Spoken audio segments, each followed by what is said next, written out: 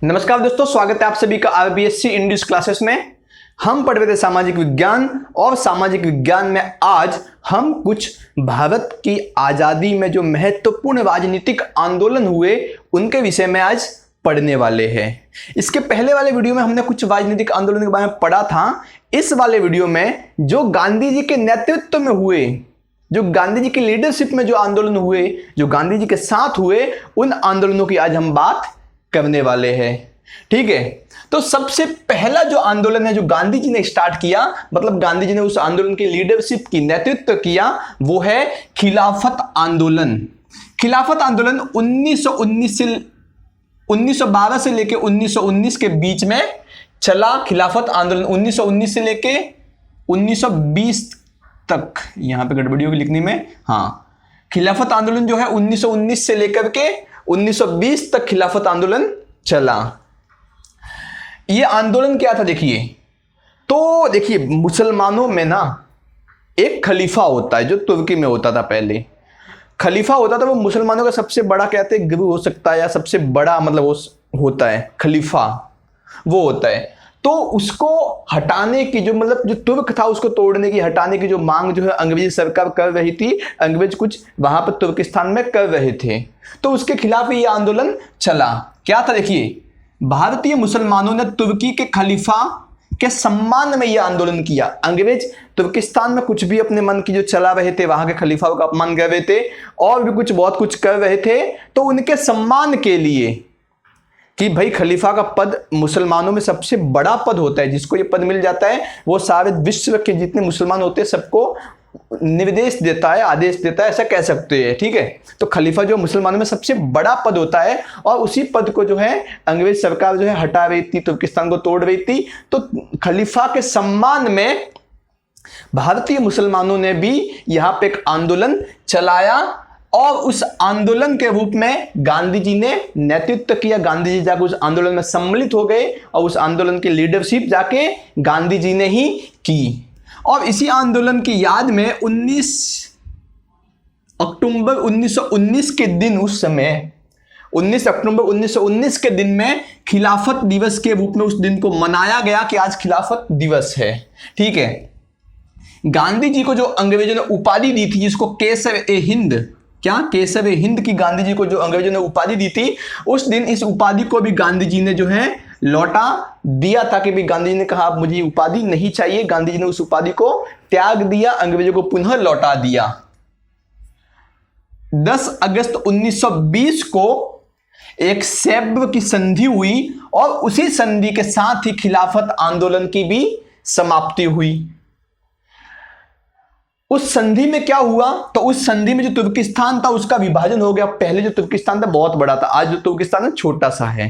ठीक है ना, तो जो तुर्किस्तान था पहले वाला, उसका विभाजन हो गया, और जो तुर्किस्तान देश था जो एक मुस्लिम राष्ट्र था, उसको धर्मनिरपेक्ष घोषित कर दिया गया। हालांकि आज वर्तमान में तुर्किस्तान वापस से मुस्लिम राष्ट्र बनने की ओर अग्रसर हो रहा है, और जो खलीफा का पद होता था उस खलीफा के पद को भी क्या कर दिया, समाप्त कर दिया।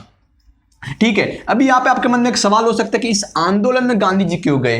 भाई ये भारत की आजादी के लिए आंदोलन तो था नहीं, ठीक है ना, न तो भारत की आजादी के लिए था और न ही भारत के संबंधित ये कोई आंदोलन था, तो इसमें गांधी जी सम्मिलित क्यों हुए?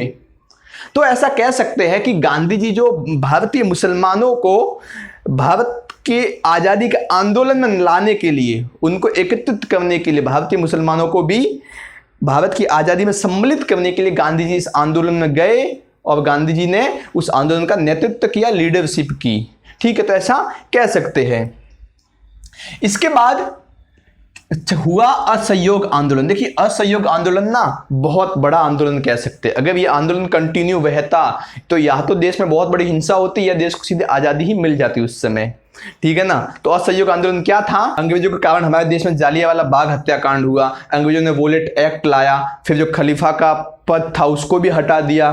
तो इससे गांधी जी के मन में जो काफी जो है एक असमंजस की स्थिति पैदा हो गई, एक अशांति पैदा हो गई, और उस अशांति का जन्म हुआ असहयोग आंदोलन के रूप में। असहयोग आंदोलन जो है गांधी जी ने चलाया, कब चलाया? 1920 से लेकर 1922 के बीच में यह आंदोलन चला, और काफी बड़ी मात्रा में चला। और इस आंदोलन में बहुत से लोगों ने भाग लिया, बहुत से भारतवासियों ने भाग लिया। क्या हुआ देखिए, 1920 को जो कांग्रेस का नागपुर में एक अधिवेशन हुआ, उस अधिवेशन में गांधी जी ने इस प्रस्ताव को, असहयोग आंदोलन के प्रस्ताव को प्रस्तुत किया और कांग्रेस ने उस अधिवेशन में इस प्रस्ताव को क्या कर दिया, पारित कर दिया, स्वीकृत कर दिया। इस असहयोग आंदोलन के तहत करना क्या क्या था, तो पहले जिनके पास सरकारी उपाधियां है उनको त्याग दो। लोगों से कहा गया, गांधी जी ने लोगों से अपील की कि जिनके पास भी किसी प्रकार की सरकारी उपाधियां है उनको आप त्याग दो। विधानसभाओं में, न्यायालयों में, शैक्षणिक संस्थाओं में और विदेशी माल का त्याग कर दो। आप विधानसभा में जो लोग जाते थे उनको मत जाओ, न्यायालय में जो लोग जाते थे उनसे कहा कि आप भी न्यायालय में मत जाओ, शैक्षणिक संस्था में जो विद्यार्थी जाते थे, जो टीचर पढ़ाने जाते थे, उनको मना बोले कि आप भी वहां पे मत जाओ और आप क्या करो, विदेशी माल का बहिष्कार कर दो। और क्या कहा कि आप टैक्स भी मत दो, अंग्रेजी सरकार को कर मत दो। जब अंग्रेजी सरकार को पैसा ही नहीं मिलेगा तो फिर करेगी क्या, वो अपना शासन कैसे चलाएगी। लोगों से ये सब कुछ अपील गांधी जी ने की। और इसके अलावा क्या क्या अपील की कि आप एक अनुशासन बना के रखिए, एकदम हिंसा मत भड़काइए, अनुशासन बना के रखिए। राष्ट्रीय शिक्षण संस्था की स्थापना के माध्यम से शिक्षा को अधिक लोगों तक पहुंचाइए। राष्ट्रीय शिक्षा संस्था की स्थापना कीजिए और अधिक से अधिक स्वदेशी को अपनाइए, अपने देश का भला कीजिए, स्वदेशी अपनाइए। लोगों से ये सब कुछ अपील की गई। लेकिन यहाँ पे कुछ ऐसा हुआ जो गांधी जी को बहुत, जो गांधी जी का दिल था उससे बहुत टूट गया, मन में बहुत बड़ा धक्का लगा गांधी जी को। क्या हुआ कि 1921 को अंग्रेजों ने 30,000 व्यक्तियों को जेल में डाल दिया, ठूस दिया जेल में। जितने भी लोग आंदोलन कर रहे थे इनको 30,000 व्यक्तियों को जेल में ठूस दिया, जेल में डाल दिया। इसके बाद इनको छुड़ाने के लिए बहुत बड़ा जो है जुलूस निकाला गया। लोगों ने बहुत बड़ा एक जुलूस निकाला और उस जुलूस पे पुलिस वालों ने आके क्या कर दिया, लाठीचार्ज कर दिया, लाठियां बरसाई, लोगों को मारा। और लोग गुस्से में आकर के 5 फरवरी 1922 को उत्तर प्रदेश के गोरखपुर में एक चौरी चौरा नाम का एक स्थान है, उस स्थान पर पुलिस चौकी के अंदर 21 सिपाही और एक थानेदार समेत उस पुलिस चौकी को जला दिया। भीड़ ने मिलकर पुलिस चौकी को जला दिया चौरा चौरी स्थान पर। उसमें 21 सिपाही मारे गए, जल के मर गए और एक थानेदार जल के मर गया। ये घटना, ये बात जैसे ही गांधी जी ने सुनी तो गांधी जी को बहुत बड़ा धक्का लगा और गांधी जी ने 12 फरवरी 1922 को इस आंदोलन को वापस लेने की बात कही और इस आंदोलन को वापस ले लिया। उस समय यह आंदोलन बहुत बड़ा, व्यापक हो चुका था। लोगों को लग रहा था कि अब तो अंग्रेज सरकार परेशान हो जाएगी, आजादी दे देगी। तो जैसे ही गांधी जी ने इस आंदोलन को वापस लिया तो जितने भी जो लोग थे जो गांधी जी के साथ थे उनको एक बहुत बड़ा धक्का लगा कि गांधी जी ऐसा कैसे कर सकते हैं। उसमें सुभाष चंद्र जो बॉस थे, सुभाष चंद्र बोस, जिसको हम नेताजी के नाम से जानते हैं, सुभाष चंद्र बोस को, उन्होंने गांधी जी के इस फैसले को कष्टदायक कहा। क्या कहा? कष्टदायक। कि जो गांधी जी ने ये फैसला लिया है आंदोलन वापस लेने का, ये बड़ा ही कष्टदायक फैसला है। इसके अलावा जो गांधी जी के साथ थे मोतीलाल नेहरू, जो पंडित नेहरू जी के पिताजी थे, ठीक है ना, मोतीलाल नेहरू और चित्तरंजन दास ने मिलके कांग्रेस पार्टी के अंदर ही एक स्वराज पार्टी का गठन कर दिया। और ये गठन कहाँ किया? इलाहाबाद में किया। इस पार्टी का उद्देश्य क्या था कि भाई जो इलाहाबाद तथा इसके आसपास के जितने भी क्षेत्र है उन क्षेत्र से विधानसभाओं के या फिर विधानमंडल के चुनावों को जीतना और सरकार में जाना और सरकार जो भी काम करेगी उन कार्यों में रुकावट पैदा करना। मतलब ये स्वराज पार्टी की स्थापना की मोतीलाल नेहरू और चित्तरंजन दास ने, इसका उद्देश्य क्या था कि अधिक से अधिक लोगों को जुटाना साथ में और फिर अधिक से अधिक लोगों के वोट लेके जाना, वहां पे विधानमंडल में जाना और फिर जो भी सरकार काम करे उसमें रुकावट पैदा करना, ये उनका उद्देश्य था। ठीक है। इसके बीच में साइमन कमीशन आ गया। साइमन कमीशन में गांधी जी का कुछ ज्यादा योगदान नहीं था इसमें, लेकिन आपकी बुक में दिया तो पढ़ा देते हैं, ठीक है ना। 1919 में जो भारत सरकार ने 1919 में एक एक्ट लाया था, भारत सरकार अधिनियम नाम का एक एक्ट लाया था, एक अधिनियम लाया था। उसके अनुसार भारत में कुछ बहुत ज्यादा जो बदलाव होने वाले थे। तो बदलाव हुए कि नहीं हुए और किस स्तर पे बदलाव हुए, उन कार्यों की समीक्षा करने के लिए इंग्लैंड से कुछ अधिकारियों को एक समिति बना के भेजा गया। 1927 में सर जॉन साइमन की अध्यक्षता में एक 7 लोगों की कमिटी बनाई गई, समिति बनाई गई, जिसका नाम था साइमन कमीशन। उस कमीशन को भारत में 1919 में जो भारत सरकार जो अधिनियम था उसके तहत काम हुए कि नहीं हुए, उन कार्यों की समीक्षा करने के लिए इस कमेटी को 1927 में भारत में भेजा गया। और ये कमेटी 3 फरवरी 1928 को भारत में पहुंची, बंबई में पहुंची। तो इसका बहुत जबरदस्त, इस कमेटी का क्या हुआ, विद्रोह होने लगा बंबई में। इस कमेटी का बहुत बड़ा विद्रोह हुआ। बंबई मतलब आज का मुंबई, बंबई में बहुत बड़ा विद्रोह हुआ। और इसके अलावा लाहौर, आज लाहौर पाकिस्तान में है, पहले एक था, पता है आपको, है कि नहीं।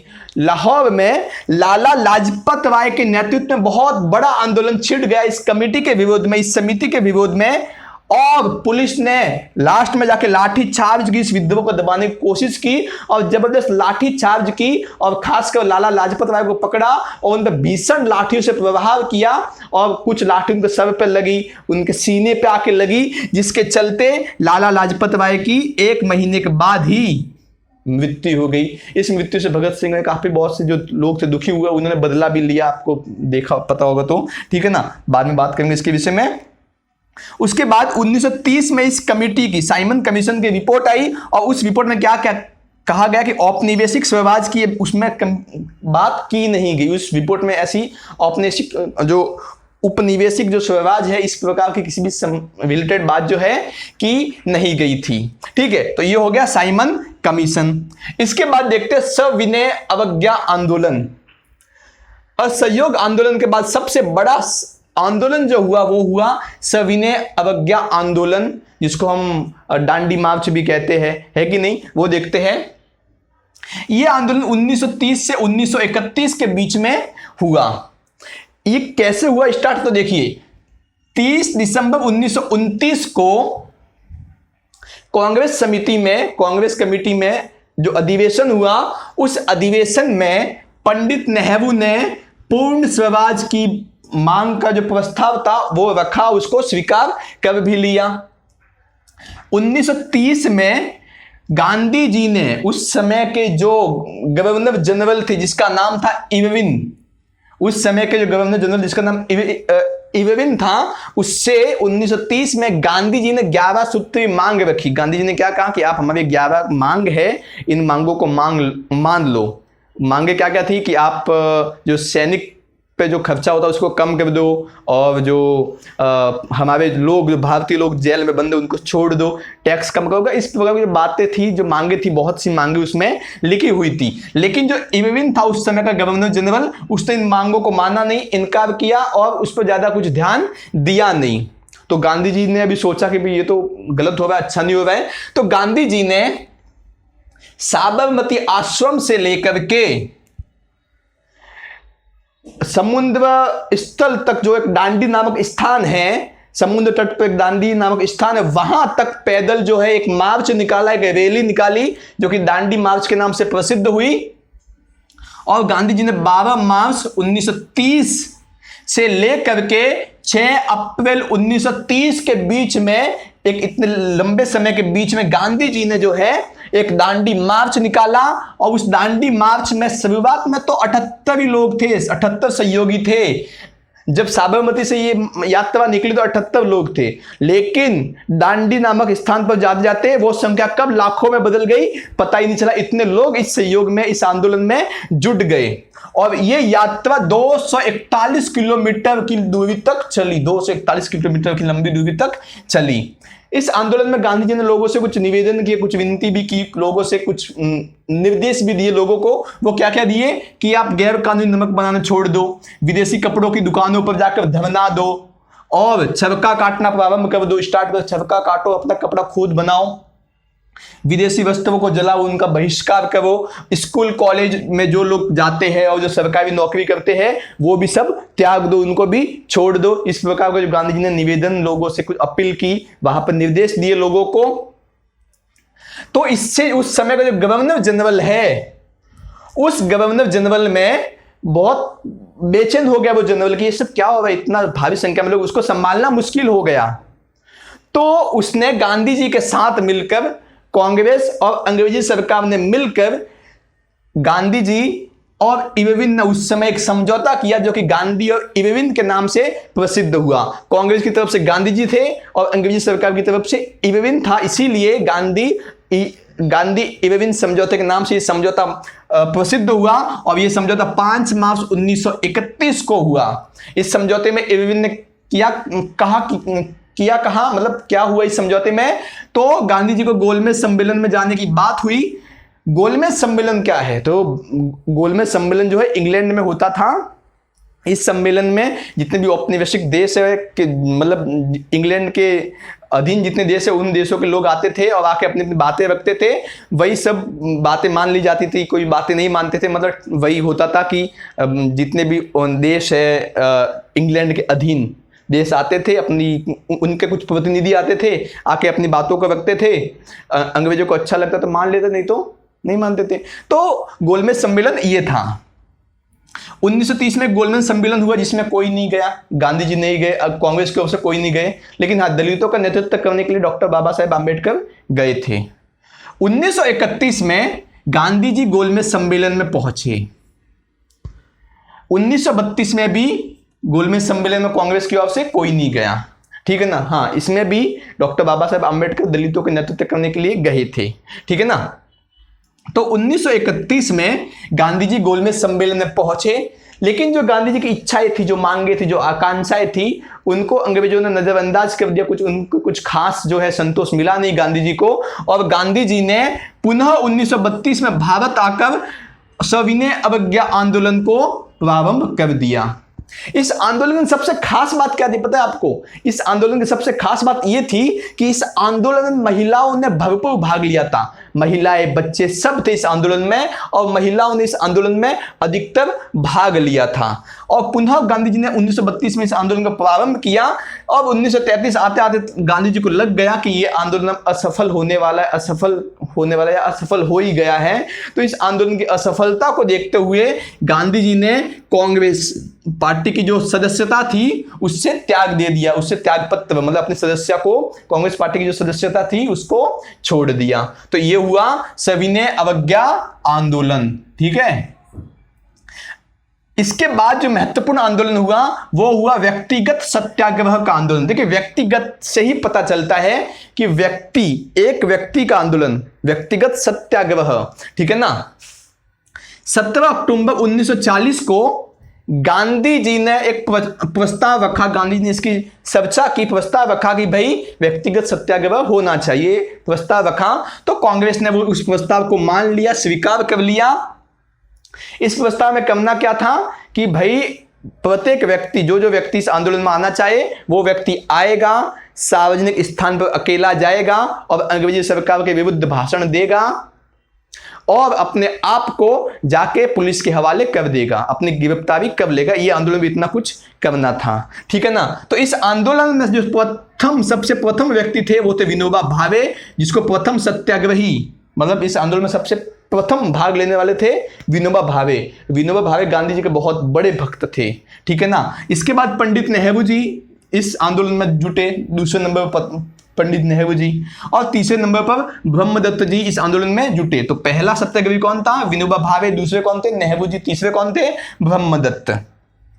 इस आंदोलन के तहत जो लोग गिरफ्तार हुए उनको 3 महीने की सजा दी गई और करीबन 30,000 लोगों को गिरफ्तार किया गया। सोच सकते हो, मतलब एक पर्सनल व्यक्ति को जाके अपना खुद का सत्याग्रह करना है तो उसमें 30,000 लोग गिरफ्तार हो गए, ठीक है ना। तो यह था व्यक्तिगत सत्याग्रह। यह भी काफी सफल हुआ, मतलब अच्छा खासा चला ये भी आंदोलन। इसके बाद जो आंदोलन आया और वो सबसे महत्वपूर्ण आंदोलन इसको कह सकते हो, मतलब यहां पे अंग्रेज आपको, मतलब अंग्रेज की जो है हवा कह सकते हो, मतलब अंग्रेज भी विवश हो गए, मतलब आजादी देने के लिए इस आंदोलन के बाद। तो ठीक है ना। वो आंदोलन क्या था? भारत छोड़ो आंदोलन, जो 1942 में हुआ। 1942 से आपको पता है द्वितीय विश्व युद्ध प्रारंभ हो चुका था। अंग्रेज चाहते थे, इंग्लैंड वाले चाहते थे कि भारत के सैनिक भी आके द्वितीय विश्व युद्ध में भाग ले, लेकिन भारत के लोगों ने, कांग्रेस ने साफ साफ मना कर दिया कि ऐसा होगा नहीं, क्योंकि अंग्रेजों ने पहले प्रथम विश्व युद्ध में भी धोखा दिया भारत को। भारत के सैनिक लेके गए, लेकिन जो मांगे थे उन मांगों को पूरा नहीं किया, और उन मांगों को दबाने के लिए उल्टा बुलेट एक्ट लेके आ गए। इससे और ज्यादा नुकसान हुआ भारत का, मतलब धोखा किया उसमें प्रथम विश्व युद्ध के समय अंग्रेजों ने। तो द्वितीय विश्व युद्ध में भारत ने साफ साफ मना कर दिया कि हम अपना एक भी सैनिक नहीं देंगे।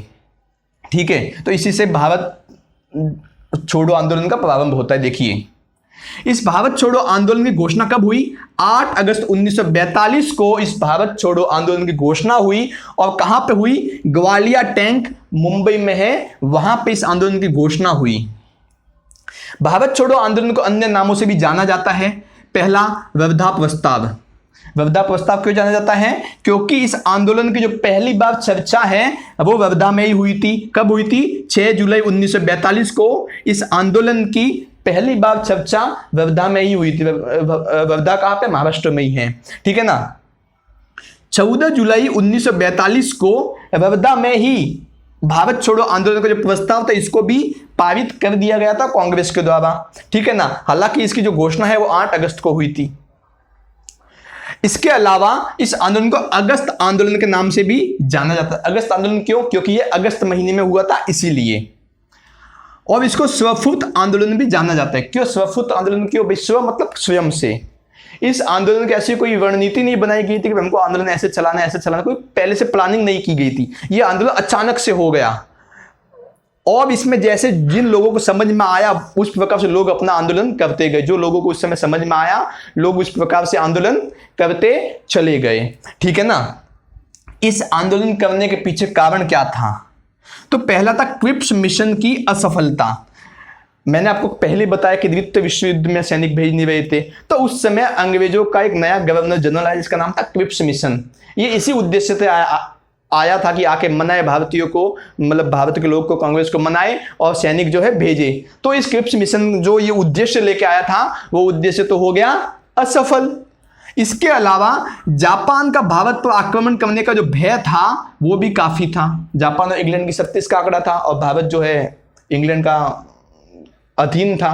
तो भारत पर आक्रमण करने का जो जापान का जो भय था वो काफी तक भारत को भय था कि जापान के आक्रमण न कर दे। तो ये इसके पीछे के प्रमुख कारण थे। इस आंदोलन का नेतृत्व किसने किया? गांधी जी ने इस आंदोलन का नेतृत्व किया। जब गांधी जी इस आंदोलन की चर्चा कर रहे थे, बात कर रहे थे, तो गांधी जी ने एक नारा दिया, एक बात कही। क्या कहा? करो या मरो, डू एंड डाई। करो या मरो मतलब कि अगर आजादी चाहिए तो आप इस आंदोलन में भाग लो, करो, कैसे भी करके आजादी लेनी ही है। अगर आजादी नहीं ले सकते तो कम से कम आजादी, मतलब इस गुलाम भारत में जिंदा तो मत रहो। या तो आजादी ले लो या फिर जिंदा मत रहो, करो या मरो। भाई अगर जीना है तो आजादी के साथ जियो। गुलाम भारत में कौन जिएगा? गुलामी में कौन जिएगा? ठीक है ना। तो गांधी जी ने ये सब कहा। मैंने आपको बड़े सिंपल में बताया, आपकी बुक में बड़े अच्छे से लिखा हुआ है। ठीक है ना। तो गांधी जी ने ये नारा दिया, डू एंड डाई, करो या मरो। 8 अगस्त को इसकी घोषणा हो चुकी थी। इस आंदोलन की 8 अगस्त को घोषणा जो है वो हो चुकी थी। और 9 अगस्त 1942 को, ठीक एक दिन के बाद 9 अगस्त 1942 को ही अंग्रेजों को पता चल गया, अंग्रेज सरकार को पता चल गया कुछ बहुत बड़ा आंदोलन होने वाला है। तो अंग्रेजों ने ऑपरेशन 0.0 चला करके जितने भी रात को 12 बजे जितने भी कांग्रेसी नेता थे उन कांग्रेसी नेताओं को गिरफ्तार कर लिया। गांधी जी को गिरफ्तार कर लिया, गांधी जी और भी जो नेहरू जी को, सबको गिरफ्तार कर लिया। और इनको अलग अलग स्थानों पे, एक साथ नहीं, अलग अलग स्थानों पे रखा गया। वो कौन से स्थान थे वो हम इस वीडियो में नहीं देखेंगे, बड़ा हो जाएगा, लंबा हो जाएगा वीडियो, और आपकी बुक में भी इतना डिटेल में दिया नहीं हुआ है। अलग अलग स्थानों पर उन सबको रखा। गांधी जी में इन स्थानों में रखा, तो उसमें जो गांधी जी की पत्नी थी माँ कस्तूरबा गांधी, उनकी भी जो है वहां पर मृत्यु हो गई। गांधी जी ने 21 दिन की भूख हड़ताल भी की। तो बहुत कुछ उसमें भी हुआ। ठीक है ना। तो जितने भी कांग्रेसी नेता थे उनको गिरफ्तार कर लिया था। और अंग्रेजों ने कांग्रेस को गैर कानूनी संस्था घोषित कर दिया कि अब से जो कांग्रेस है वो गैर कानूनी संस्था है। कांग्रेस सरकारी संस्था नहीं थी, पहले सरकारी संस्था थी, लेकिन अब से कांग्रेस गैर कानूनी संस्था है। ठीक है। जो कांग्रेस में शामिल होगा वो दोषी होगा। इस प्रकार से अंग्रेजों ने कांग्रेस को गैर कानूनी संस्था घोषित कर दिया। यहां पे कांग्रेसों के नेताओं को घोषित की, मतलब जेल में डाल दिया। लेकिन कांग्रेस की जो अधीनस्थ पार्टी थी उनके कुछ नेताओं को जो है जेल में नहीं डाला। जैसे कांग्रेस सोशलिस्ट पार्टी के कोई नेता थे उनको गिरफ्तार नहीं कर दिया गया, उनको गिरफ्तार नहीं किया।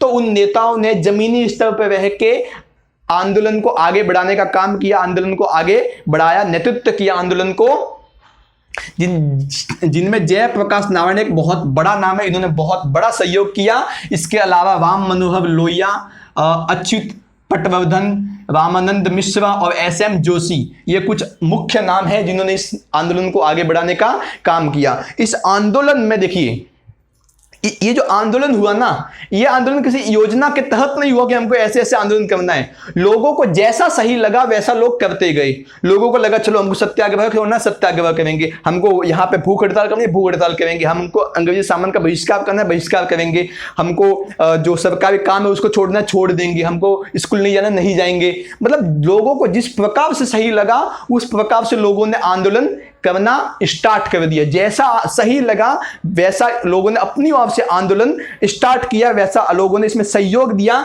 इसलिए इसको स्वप्रभुत्व आंदोलन के नाम से भी जाना जाता है। ठीक है, तो इस आंदोलन की कोई पहले से कोई योजना नहीं बनाई गई थी। लोगों को जिस प्रकार से सही लगा, जैसे सही लगा कि ये अच्छा उपाय है अंग्रेजों के विरुद्ध आंदोलन करने का, वैसा अंग्रेजों ने, मतलब लोगों ने यहां पर आंदोलन करना स्टार्ट कर दिया।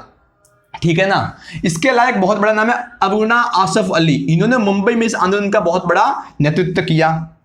लास्ट में अंग्रेज जो है बहुत, मतलब तिलमिला गए, अंग्रेज समझ नहीं आ रहा था कि क्या करे। तो लास्ट में इस विद्रोह को दबाने के लिए, जो इतना बड़ा पूरे देशव्यापी विद्रोह हुआ था, इस विद्रोह को दबाने के लिए अंग्रेजों ने गोलाबारी की, गोले चलाए, बंदूक चलाई, और उस गोलाबारी में 10,000 से अधिक लोगों की मृत्यु हो गई। 10,000 से अधिक लोग मर गए, और जो लोग बचे थे उन लोगों से जुर्माने के रूप में बहुत सारा पैसा अंग्रेजों ने ले लिया कि अपने आंदोलन का आपको जुर्माना देना पड़ेगा। बहुत सारा पैसा अंग्रेजों ने लोगों से ले लिया। इसके अतिरिक्त जो भी ये सारा कांड हुआ, जो भी कारनामा हुआ, जो भी आंदोलन हुआ, उसमें जो लोग मरे, जो हिंसा हुई, जो उसमें हिंसा भी हुई थी, मतलब लोग बंदूक लेके निकल पड़े थे अंग्रेज सरकार के विरुद्ध, जो भी हिंसा हुई, कुछ भी जो भी हुआ, इन सारी हिंसा का जिम्मेदार अंग्रेजों ने गांधी जी को ठहरा दिया। जो गांधी जी अपनी जिंदगी भर अहिंसा की माला जप रहे थे, अंत में हिंसा का आरोप भी जो जिम्मेदार थी वो गांधी जी के ऊपर भी आई गई।